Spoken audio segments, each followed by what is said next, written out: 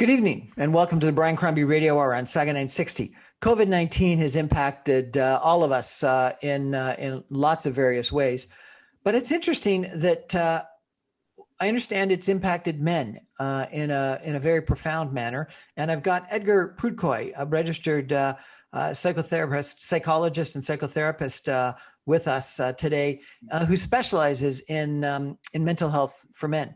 To talk about some of the impacts of mental health issues during COVID-19, during this pandemic, specifically as it relates to men. Edgar, welcome to our show. Hi, Brian. Thanks for having me. I appreciate it. Our pleasure. So why specializing in and focusing on mental health for men? Well, mental health for men, it's definitely an important topic. What we know about that is, from what the research shows too, even is that men are sometimes much less likely to reach out for help. And we see now, especially during a time where there's financial repercussions, there's a lot of difficulties associated with COVID. It's a time kind of now more than ever where people are experiencing a lot of difficulties, and reaching out for mental health is crucial at this point. Suicide, is that a fairly major issue with males in Canada today during the pandemic? Well, what we know with suicide is that men are much more likely to complete suicide, right? So that's definitely an alarming factor. And, given that if men are less likely to reach out for help and there's ongoing difficulties, that's definitely a risk that we really look at. So the statistic that I've got here is that there's 4,000 suicides each year in Canada, 50 Canadian men per week, and 75% of all the cases are men. That is a little bit shocking. Absolutely. And, even in my practice myself, I'm noticing that there's definitely an influx of depressive-like symptoms and difficulties people are having. Society also frames it in a way where for men, we have to be the providers, the caregivers, take care of the family. And when there's aspects of, financial loss and people losing jobs, it creates a lot of shame in a way too, that's difficult to cope with. You said men complete suicide. What does that mean? Does that mean that females attempt, but men actually carry through with it? Yeah, so the research shows that women are more likely to attempt suicide, but men are more likely to complete suicide, right? So it wouldn't be a suicide attempt, it would actually be suicide to completion, where they would lose their life. And this is why? That's because... So a lot of times we look at, there's different aspects, right? There's could be the means to it, right? So having different means. And we also know there's another aspect that women are more likely to reach out for help than men are, right? So if you're seeing a therapist and they sense that there's some kind of risk for suicide, they're able to create a safety plan, they're able to do a risk assessment, they're able to give someone the intervention they need at that time. Where for men, a lot of the times is they try to cope with the problems on their own, or with external sources of coping, like substance use or things like that, which can create more risk for suicide. You, I think, also have the statistic that was referenced that 1 in 10 men are suffering with addictions. 1 million males in Canada. That's an astounding number. Mm-hmm. So what we know in terms of substance use, right, is the fact that if men are more likely to reach out, sometimes we look at the external environment, right? So if we're feeling a lot of difficult emotions on the inside, it's what can we use or what can we do to cope with how we're feeling? And sometimes that leads to substance use difficulties, alcohol use, which is definitely a factor to look out for as well. Yeah. And then ADHD, attention deficit disorder, you say is primarily a diagnosis among young men and boys? Mm-hmm. Well, what we know even specifically regarding ADHD, a lot of times it presents itself in a way where there's more inattentive and hyperactive features in children, right? So what we kind of see with ADHD sometimes is as it goes on in the lifetime, the inattentive, the hyperactivity features kind of go away with time, and it's more inattentive based. But we definitely see there's a higher influx of boys being diagnosed with that because they're more hyperactive, they have a harder time concentrating sometimes, and that kind of draws the attention to that.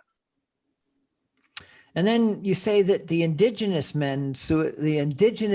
male suicide rate is double the national average. Yeah, and that's definitely alarming, especially because we know the indigenous population, there's already a limited access to care. And on top of that, if you look at just difficulties that men have with reaching out for care, you combine those two, and that's where we get that statistic from. And then finally, to get even more depressed in this opening segment of our interview, the statistic that I've got here is that homosexual gay men have a higher rate of depression, anxiety, suicidality self-harm, substance abuse versus the regular population versus heterosexual men. Is that true? Mm-hmm. Well, for that statistic specifically, it's again, it's that idea that if there's difficulties regarding, let's say, sexuality or expressing our authentic selves or being who we really are, if there's shame associated with that and internalizing all that, all those feelings, all those fears, it can create, again, those outlets for substance use, for depression, all that internalized emotion, and the lack of care can definitely create that. Given these alarming statistics, what is it that means that it's so difficult for men to reach out for help? Mm-hmm. Well, I think it all goes down in a way to societal norms, to how we're socialized, right? If we look at it this way, is from a young age, we kind of develop this lens of how we see ourselves, how we see other people, how we see the world.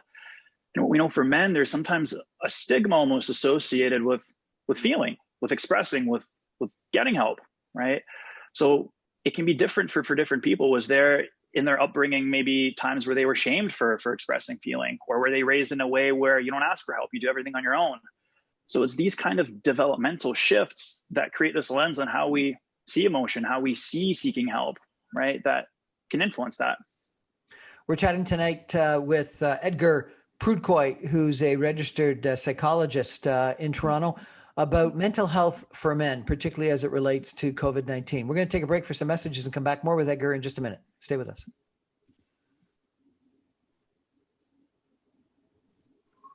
Welcome back to the Brian Crombie Radio Hour. Tonight we're talking about mental health for men. And I've got with me a very interesting gentleman by the name of Edgar Prudcoi. He's a registered psychotherapist, not a psychologist, as I mentioned earlier. I apologize for that. And we're talking about, why we're all so macho and we can't reach out for help, and why I'm frankly astounded by some of these statistics. 4,000 suicides each year in Canada, 50 Canadian men per week, 75% of suicides are men. 1 of 10 men is struggling with addiction. Indigenous men are twice that average. Gay men, I don't have the statistics on what it is, but substantially higher than the average for all other men. Edgar, let's just back up for a second. What is the difference between a psychotherapist and a psychologist and a psychiatrist and a therapist and a coach and a whatever else? It's a great question. And I see this a lot. Sometimes people will come in and, they don't know that difference. And it's really important to know where. So a registered psychotherapist is someone who's registered with the College of Registered Psychotherapists of Ontario. So what that means is we're registered with that college. We're not able to provide a diagnosis. We're not able to do a psychological assessment and communicate a diagnosis, but we're able to provide treatment. A registered clinical psychologist is someone who specializes in the diagnosis and treatment of psychological conditions. So they're able to diagnose, they're able to provide an assessment, and they're also able to provide treatment. And a psychiatrist is a medical doctor who specializes in psychiatric training, which is able to prescribe medication in addition to provide any assessment and diagnosis as well. So you can help someone, but you can't assess someone, diagnose someone, and you can't prescribe pharmaceutical products for them. Is that correct? That's correct. Yeah. So I'm able to provide treatment. I'm able to provide psychotherapy, but I'm not able to communicate a diagnosis. Okay. And then, I see lots of people that are advertising themselves as coaches and things like that. Is that someone that's just not registered? Doesn't have the education? So for coaching, a lot of times you'll see is there's people that practice coaching and they have specific registrations and specific certificates pertaining strictly to coaching. So we know that psychotherapy is a regulated act. So they cannot provide a regulated act unless they have the necessary qualifications, training, and registration where they're able to do so with a specific college. And what kind of education, training, certification did you need to get to become a registered psychotherapist? Yeah. So myself, I have a undergraduate degree in psychology from York University and completed all the coursework for a master's of clinical psychology from Adhd Graduate Professional School. And I'm in the process of just wrapping up my thesis as well. And you say you have to get accepted by the college. What certification process do you go through? So there you have to submit an application that meets the requirements, which is you have to have a certain number of direct client contact hours where you're providing therapy. You also have to have the designated academic requirements. So a school that is considered up to the standards that they require. And you have to work under clinical supervision as well for a certain amount of hours and have a clinical supervisor. And you've done all that? Yes. Fantastic. So, very impressive background. And I appreciate you focusing on men's mental health. And we've gone through a bunch of the statistics that suggest it's a problem that, number one, needed some people paying attention to it. And number two, probably has gotten a lot worse during COVID-19. But, as you said, the problem is a lot of men just don't want to talk about it. They don't want to admit weakness. They got to be strong. Mm-hmm. Mm-hmm. Are they really open to psychotherapy? And that's the thing is sometimes there's this association where if I go to therapy or if I reach out to someone, that means there's something wrong with me, right? So that shame, that stigma comes up. There's something wrong. I'm broken. I shouldn't feel this way. And where in reality, sometimes, we're all human beings. We all go through things, regardless of gender, right? We're all the same species at the end of the day. And no one should suffer in silence, right? But that's definitely a big aspect that plays a role in men not reaching out. So I read with interest a research survey by a gentleman by the name of Robert Whiteley, assistant professor at McGill University. And he did a research survey that suggested that men don't want to talk. They want action-oriented things that could heal them. And, I keep on hearing about, men's weekends and men's retreats and men's sheds and things like that. What do you think about sort of your typical psychotherapy, talk therapy versus other types of therapeutical interventions? Mm-hmm. So there's many psychological interventions that you can kind of implement. There's many modalities of treatment. I can't comment too much on that specific study just because I haven't read it. I'm not too familiar with it. But in terms of my training is I provide an integrative training, right? So if there's aspects where, for example, going on a retreat, finding people that you have something in common with, communicating that way, that's definitely helpful, right? But we also want to look at, we don't want to make sure that we're just dealing with temporary symptom reduction, right? By providing something that will kind of manage symptoms for a bit. We also want to get to the root of the problem.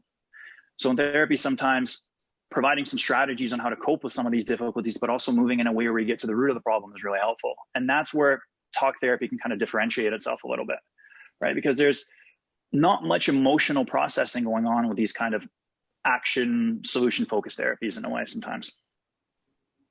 So tell me about talk therapy. So if someone comes in depressed or needs some help to you, what do? Do you just lie them down on a couch and ask them to talk, or explain the process to me if you could?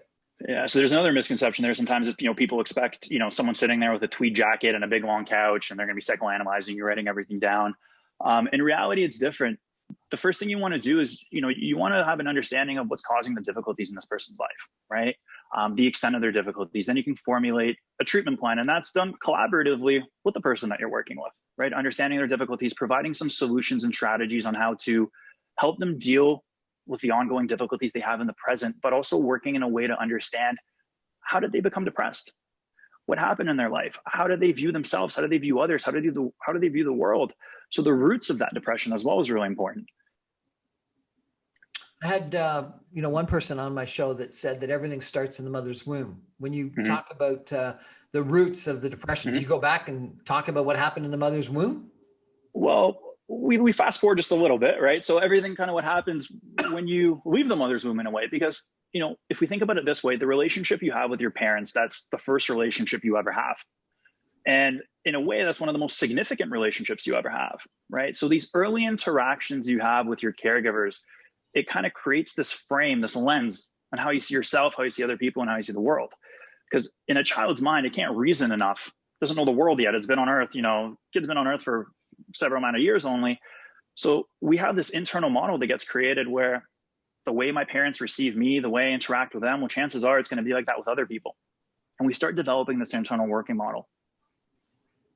And so you go back and try to understand what happened during their childhood, during their upbringing that developed this, as you call it, working model? Yeah, in a way to understand, how their thoughts and their feelings were shaped and what influence that might have had, right? So for example, even talking about today's topic, right, stigma associated with mental health. So for example, if a child, let's say, was shamed every time they express feeling, right, it's easier to just not feel than to be flooded with shame all the time.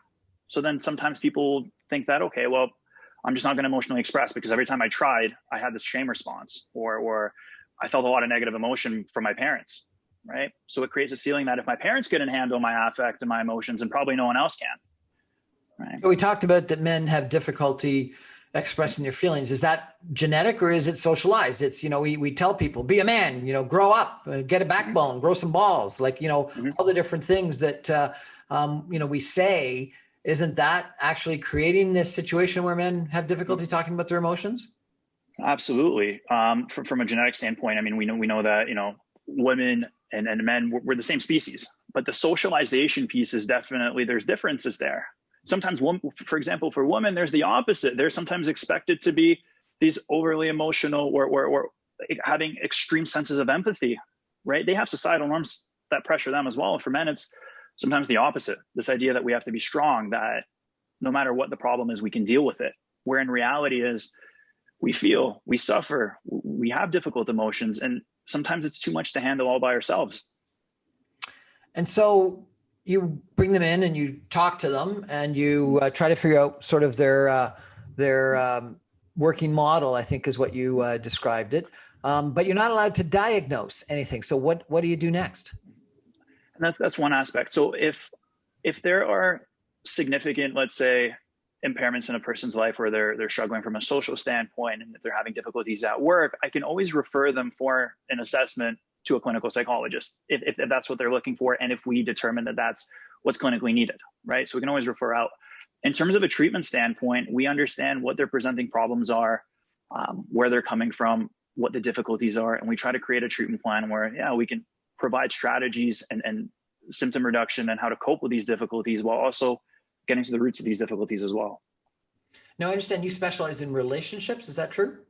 Mm-hmm. So I work with adults and couples. Yeah. I work with anxiety disorders, mood disorders, trauma, relational difficulties. Yeah. With both adults and couples. And so we've been talking about men and mental health for men. How's that different when you're talking about relationships? In terms of from when I'm working with individuals or couples? Couples. Mm-hmm. So with couples, again, it's understanding there's two people in the room, right? So a lot of it with couples too is understanding. I always explain my couples this way, is that they were individual people before they met. They had their own upbringings, their own cultures, their own, they're their own separate individuals. And what's that like when they come together as a couple? Having different lenses on people and the world and relationships as a whole, right? Having these different working models that we kind of mentioned as well. So we try to help understand that in couples therapy. And again, we're also providing strategies and interventions on how to make the relationship work, how to develop emotional attunement, how to resolve conflict, how to communicate effectively. What's emotional attunement? So emotional attunement is, in a way, understanding your partner's feelings, understanding their emotions from a point where, so let's think about it this way. Sometimes a person's expressing anger, right? So their partner can look at them and, my partner's freaking out. They're just really angry. But sometimes we want to know what's beneath the anger, right? Do they feel disconnected? Do they feel neglected? Do they feel ashamed? So understanding the underlying emotions can help them attune in that way. The typical idea is that people go into couples therapy too late and things have already gone wrong. Is that your finding? Mm-hmm. Someone asked me what was the hardest part about working with couples, and that was my response. Is sometimes they come in too late, right? Where I'm a big believer in getting to these difficulties and kind of premarital counseling. That's great because you're developing understanding of yourself and of your partner and able to work on the relational dynamic and understand it more clearly going into more of a commitment. Sometimes it's hard if there's, been 50 years of resentment and difficulties and traumas and underlying feelings and tensions. It's much harder to unpack and resolve. So what do you do? In that case, well, therapy is going to take longer, right? That's the case. And it's definitely going to be a longer treatment plan. And if both partners are committed to that process, right, there definitely could be results. And individual therapy helps as well on top of the couples therapy. So can you do therapy with both a couple as well as the individual? So it would be technically a conflict of interest for me to see someone individually if I see them as a couple. We can sometimes do is we can split up the couple and see them for individual sessions, but that would always be in the context of the relationship. right? Usually what I'd recommend is I refer out for individual therapy and then see them as a couple just to make sure there are no conflicts. And just out of interest, do you do mostly couples or mostly individuals, or is it half and half? It's right now, I'd say right now it's about half and half. Yeah. The majority of been doing individual work. So my caseload's always kind of split between, sometimes it'd be 60% individuals, 40% couples. Do you ever have a couple come in and you say, look, guys, you're way too far gone, just give it up? That I would not say. I've had couples that would come in and they'd always say, do we break up? What do we do? Do we get a divorce? Do we get married? Help us, right? So I'd never make a decision for someone. That is not the point there. But what I'd do is I'd help them develop as much insight as they can to create their own decisions, to come to their own conclusions, and to really understand things from different perspectives, to make that call if that's what they're looking for. We're chatting tonight with Edgar Prudcoi, who is a registered psychotherapist. We've been talking about mental health, primarily for males. We're going to take a break and come back in just a minute. Stay with us. Welcome back to the Brian Crombie Radio Hour, Saga 960. We're chatting tonight with Edgar Prudcoi. He is a registered psychotherapist. He works here in Toronto. We've been talking primarily about mental health for men. We've gone through a bunch of statistics that are, frankly, very concerning and a little bit shocking. I'll list some of them for you again. There's approximately 4,000 suicides per year in Canada. 50 Canadian men per week take their life. 75% of suicides are men. There's over 1 million men supposedly in Canada struggling with addictions today. That's 1 in 10 men. ADHD, attention deficit high activity disorder, is primarily a male problem, primarily among young men and boys. Indigenous men, the suicide rate is double the national average. And gay men have a higher rate of depression, anxiety, suicide, self-harm, substance abuse versus heterosexual men. And all of this is complicated by, as Edgar has told us, that men grow up with this sort of macho culture that men don't cry, that they've got to grow some kahunas, and that there's this mental health stigma. Sounds like a fairly major problem. And Edgar, you bring him in and you just want them to talk, which sounds like, I don't know, men just don't sometimes want to talk. It's hard, right? We sometimes develop something, it's an affect phobia. So what that really is hold it. A what? An affect phobia. An affect phobia. Right. That's a fancy way of kind of saying we start to become afraid of our own emotions, right? So if we think about it from this way, imagine you hurt yourself physically, you burn, or imagine this, you get in a car accident, right? Sometimes you're going to be afraid of driving again. You're going to feel hypervigilant. You're going to avoid being in a car. You're going to try to do whatever it is to avoid being in that same circumstance that created that kind of, let's say, physical pain for you. Well, feelings are the same way. If we feel emotional pain, we're going to start to develop strategies on how to avoid feeling emotional pain, right? So that would be either to try to disconnect from it. We have defenses, these psychological defenses, to rationalize, to do whatever it is to not feel that again, right? So sometimes we develop a fear of our own emotions that has to be worked through in therapy, understanding why is it that we don't want to reach out? Why is it that it's difficult to talk about this? What are we worried is going to happen if we talk about our feelings? Right. It's even more than that. I think that it's not a fear of our emotions. We just don't even want to feel our emotions. We just get busy with work or kids or events or go play golf. Frankly, I see President Donald Trump where he's probably dealing with a lot of problems. And what does he do? He goes out and plays golf because, hey, then he's focused on golf. He's not focused on his emotions. Mm-hmm. So that's where we want to look at things too. Is it that we're working through our emotions, or are we avoiding our emotions with all these different things in a way? Okay. So again, what do? You just sit down and have them talk? Like that just doesn't sound like it works to me. Mm-hmm. Well, even that aspect, let's say where you kind of mentioned, right? Some people don't want to talk about their emotions, just having that discussion. Well, what are the barriers to talk about feelings? What do you think is going to happen if we talk about feelings, right? What's your idea of talking about feelings? What's that mean to you? Just to understand why there is that resistance, right? What's happening there? So we want to definitely develop the insight and understanding of what creates that difficulty and explore that further, because that leads us somewhere in a way. How do people come to find you? Do they go through a problem and someone recommends or tells them or forces them to go see a psychotherapist? Like, what's the catalyst for someone coming to see a psychotherapist?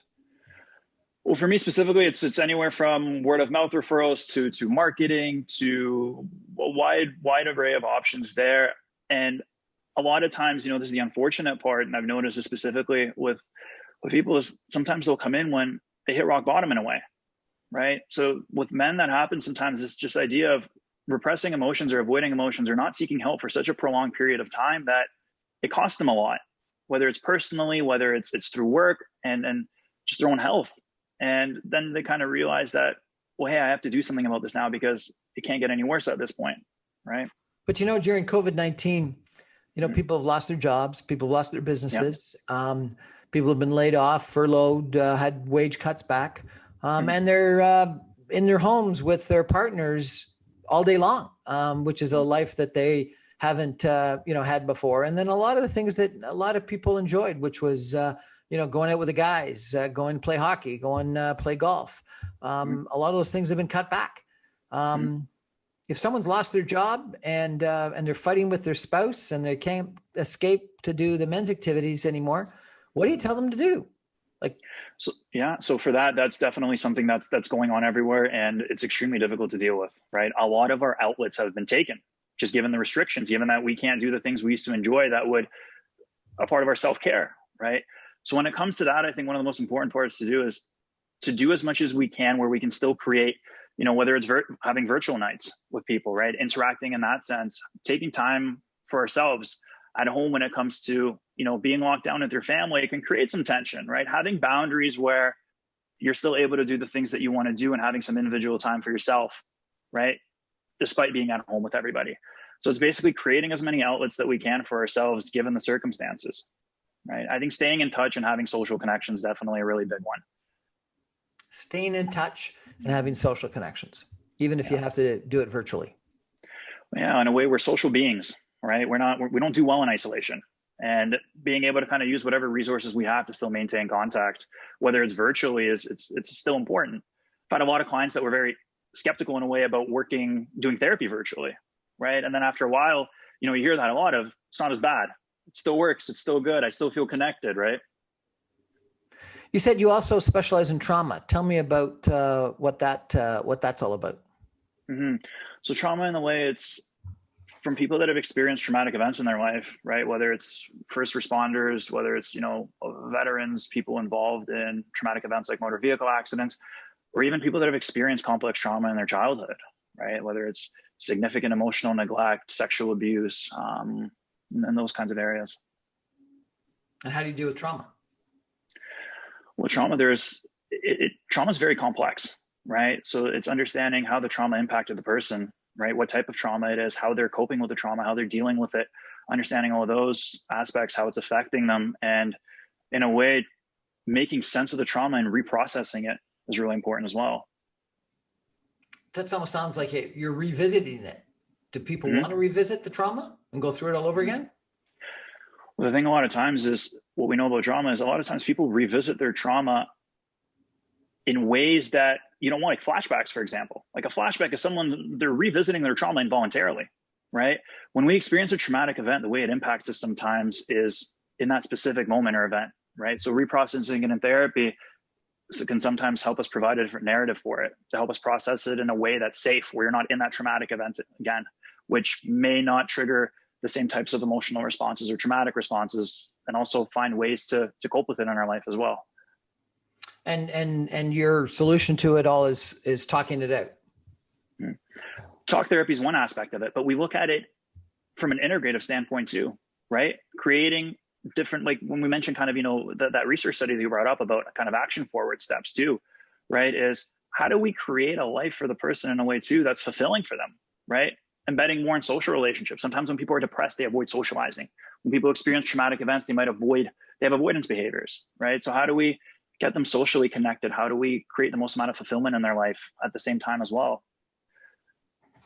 So we've talked about trauma. We've talked about couples therapy. We've talked about men's mental health. We've talked about addiction. Sounds like people have got a lot of problems. Well, this is the thing too, is we're human. We all have stuff, right? That's the aspect of it. We all have blind spots. We we all have difficult events that we have to cope with in our life. And that's kind of what makes us us, right?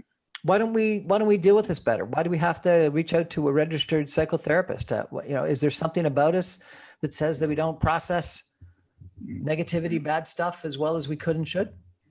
Well, I think one aspect of it too is that we're not equipped with ways to fully deal with some difficulties right off the bat. We're not kind of born with this instruction manual of this is like how I'm going to deal with trauma, or this is how I'm going to navigate the world and be okay. We have to deal with, right, maybe traumatic experiences that we experience as children, cultural aspects, a global pandemic, right?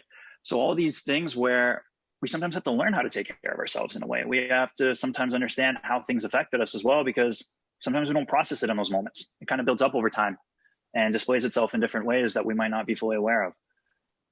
Can I give you a hypothesis and see if you agree with me or disagree with me? So I think that I worry that one of the reasons why we have to do this is because we're so attuned to exhibiting a perfect life, a great life to the outside world, that we fear being vulnerable. We fear being authentic with the regular world. And so therefore, the only people we can end up being authentic and real with is people like yourself that we pay to sit down and talk to us, when we frankly should be able to be real and authentic with our spouse, a relationship that we've got, or our good friends. But we put on a mask, we put on a costume to hide ourselves too often with the people that mean the most to us, and we're therefore not authentic. And then at the same time, I think too often we're not empathetic enough as the recipient of the person who might be asking for help, and we've got to be more empathetic, and we're too into ourselves, into our own lives. We don't sit and listen. We talk, and therefore it's sort of easier to have someone like you that's trained in being empathetic and trained in listening. And so I guess I worry that we need, number one, to be more open, more authentic, and let down our guards and be more vulnerable to the people that mean the most to us. And those people need to listen and care and be empathetic. And if we did that, we wouldn't need to hire you. Mm-hmm. Right. Then you guys put me out of a job, and that's the perfect reason, right? What you mentioned there is it's very, very, very important, is the idea of being authentic. And that is sometimes a giant goal in therapy, is to learn how to be authentic and understand, why is it that we feel pressure to put a mask on? What's going to happen if we take that mask off and we become authentic? Do we accept our authentic self? If we don't accept our authentic self, we're not going to want to share it with anyone else, right? So answering all these questions, but I think really struck the point there is there's a lot of pressure to maintain these ideals of being this perfect person, of being successful. I think social media really accelerates all that as well, right? It's having these ideas that I'm living this perfect life, and almost not wanting to accept the bad yourself or the negative experiences, which are just part of being human, but also not wanting other people to see that as well, right? So it's developing an authentic relationship with yourself, which will then let you be authentic with others. But the most important part too is you develop an authentic relationship with your therapist. Once you do that in therapy, you'll learn how to do that in other relationships in your life as well. So you think therapy is healthy? Yes. I mean, at this point, I hope so, right? After all the training and after being in this field, but that's the aspect. I believe that it's healthy more than I've ever believed in it, because you see it, right? You see it happen. Okay, so men are going through some challenges right now. We've talked about mental health for men. COVID-19 has accentuated even more. 1 in 10 men supposedly in Canada is suffering from addiction. If I put you on stage in front of a whole bunch of men that are having challenges right now, and we talked about how we're too macho and we don't go out and look for help. We talked about how we're not authentic, we're not vulnerable. What would you say to those thousands of men that I put you on stage in front of? Right. I would tell them, as a male, I get it, right? I understand the hesitations and the reservations and not believing it. And sometimes there's that feeling, well, talking about it's not going to really do anything. But I would also encourage them to realize they're human, right? And they were socialized in a way where they have to feel that they have to deal with everything on their own, but that's detrimental in the long run, right? They have to take care of themselves. And one way to take care of themselves is to talk about their difficulties, to work on themselves, to open up, to be the most authentic version of themselves. And most importantly, I tell them that no one deserves to suffer in silence. But some of these men's retreats, and the I don't know, they go out and they go to, saunas or around a campfire or stuff like this, that are very action oriented. You don't think those are healthy? Those men weekends that I hear about. I think the men weekends, and if it lets you open up to others and it makes you happy. No, I always tell people, if it's not hurting yourself, it's not hurting anyone else, and it makes you happy, there's absolutely nothing wrong with that. And I think if they find people that they feel connected to and that they can open up to, and then they can, do other activities with, and maybe share some of the difficulties they're having, that's therapeutic. That's very important, right? I don't know what it would be like as a sole intervention if someone's having, let's say, significant difficulties, but I think it is healthy. There's nothing wrong with that at all. I think it is encouraging in a way. Do men open up to their spouses? What I've noticed that with men and women, sometimes we have a hard time opening up to our spouses, right? And again, it's opening up. It means I got to be authentic, right? Why would you not open up to your spouse, to the relationship that's most important to you in your life, the person that's closest to you? Why would you have difficulty being authentic to them? Mm-hmm. Well, it can be many things, right? It can be just what kind of experience the person had opening up to others throughout their entire lifespan, right? Are they worried about disappointing the person? Are they worried about the reaction that person might have? Are they worried about being shamed? Are they worried about letting them down, right? So it could be many underlying reasons why someone can feel that kind of inner resistance of opening up to someone. How do you get people to open up? Well, in a way, understand why they have a hard time opening up, right? And what that process is creating safety and understanding between, if you're working individually, between yourself and the person that you're working with, or between the two partners in the couple setting, to create safety and understanding and change that, right? Edgar Prudcoi, if people are intrigued by this conversation and want to reach out to you, how do they do that? They can definitely Google my name. I'm there. I work for the Center for Interpersonal Relationships. And I also work for Adhd Psychology Group, which is another private practice in Toronto. So they can definitely reach out. I'm there, and they'll be able to find my information. Edgar Prudcoi, a registered psychotherapist who I thought specialized in male mental health, but does couples, does individuals, does a lot of different work. This was an interesting conversation. Thank you. I really appreciate you chatting with me tonight. And we're going to take a break and come back with some concluding comments in just a minute. Edgar, thanks so much. Thank you.